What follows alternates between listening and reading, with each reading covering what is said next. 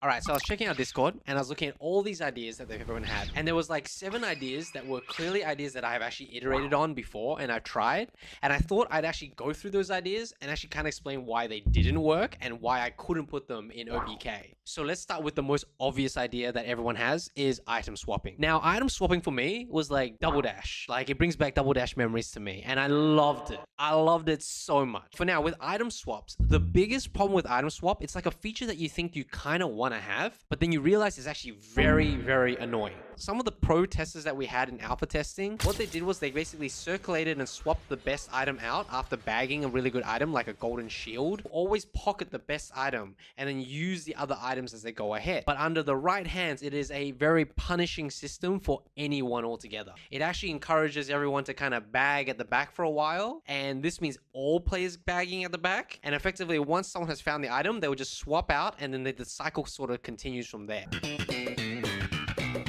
Swapping is such a powerful tool that you actually can't give it to everyone. If you have a certain character that benefits from basically bagging and then can swap out, game over for you. He will always win. However, I will say that swapping items to me should be an ultimate in itself. That means that hero is the only one that can swap his item, and I think that makes for a very strong ultimate. Evolving items. Now, evolving items idea probably comes from, I think it was Crash Team Racing, but there was also, I believe, Snowboard Kids. So when I first tried the system, basically when you collided with one item box and you had a rocket, and this is only when you had one item, by the way, you collided with another item box, basically your rocket becomes an upgraded rocket. The only thing is, when you upgrade a rocket, what does that even mean? Like, does it mean you get one more rocket? Consequently, that just gets confusing, and then a player getting hit by it doesn't understand why he's got stunned a little bit longer, and so the whole system itself is very, very confusing. Now, I do think CTR did a very elegant system on that. They kind of basically made it like you could have 10 Wumpa Fruit, and once you had 10 Wumpa Fruit, your item was stronger. I really did try this system in many ways because I really wanted to spice up the item box genre. Like, we have almost like more than 15 items as I recall. Now, that's not to say I wouldn't try that in like a separate mode. So ultimately, I think it's a cool idea. I just wish there was space for it because there's just so much involved, right? Like, even an involving ultimate ability is already a lot of work. Different CCs. Now, I actually understand why CCs are made. It's basically the equivalent to easy, normal, and hard mode and nightmare, basically. But the problem with that for me is like, you don't really have a standardization, and in a hero-based racing game, you kind of need standardization, right? Item unique heroes. All right, so this is we bring back Double Dash. Double Dash, if a lot of people don't know, is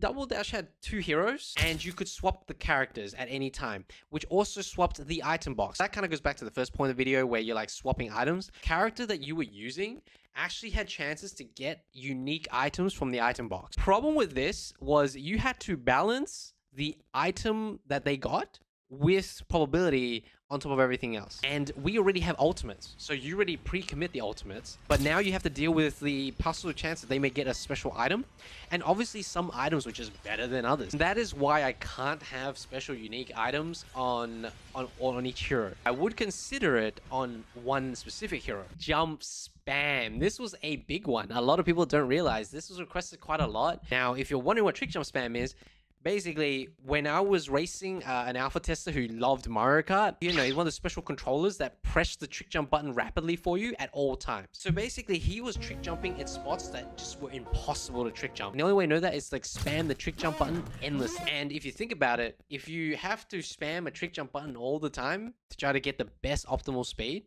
then there's no point for that mechanic to even exist. It just means that they should just automatically always be auto trick jumping, right? That's why we created the trick jump system that we have today, is that to give you a more skill expression. Like, you need to know the map and you need to know how and when you can get airborne. Number 6 is invincibility when you get hit. This one is requested a lot, and I need to probably explain why I've been so reluctant to do so. Someone else from behind you may want to fire a rocket to initiate their passive or their ultimate. So let's say Sushiba uses ultimate and he fires a rocket. The overall feeling is not good for the person who's actually attacking. And I've heard some very interesting players enjoy themselves when they're attacking. I'll tell you right now. Proximity chat has shown a lot of faces, I'll tell you that. So 1, we added diminishing returns. 2, we made you coin immune from loss, so you can't lose your coins, because I think that was the most punishing part of all. But we've also recently ramped up the diminishing returns that you're almost basically invincible anyway. And by adding the coin loss immunity and also the days reduction, it kind of improves the whole system as a whole, but also like kind of keeps the flow of the game going. And finally, stat deriving items. Now, I low-key, this was one of the first cooks we had in the game. I actually wanted to have